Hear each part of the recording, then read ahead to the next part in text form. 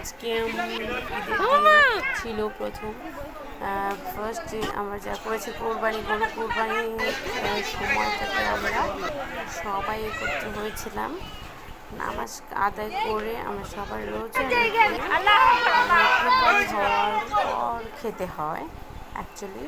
তো কোরবানি হচ্ছে কোরবানিটার পর মাংস কাটাকাটি শেষ করতেছে সব সবাই মিলে যা ছেলেরা করে যেটাকে ছেলেরা কাটার পর আমরা মেয়েরা হচ্ছে তারপর আমরা রান্না বান্না করে সেগুলো তার আগে প্রসেস করতে হয়, কত কাজ আছে সেগুলো করতে হয়, তারপর রান্না বান্না করে সবাইকে খেতে দিতে হয়।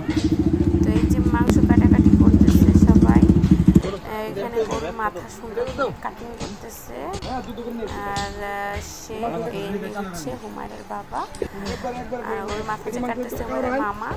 তো হুমায়রার বাবা হচ্ছে এই যে তিন যা আমার হাতে দিল, তো আমি যে রেখে দিয়েছিলাম। তো সব মাংস কাটাকাটি শেষ করে ভাগাভাগি করে সমাজের মাংস দিয়ে আমি এবার সুন্দর করে মাংস প্রসেসিং করে মাংস রান্না করব। তো সবার জন্য মাংস রান্না করতেছিলাম প্রায় 3 কেজির মতো মাংস।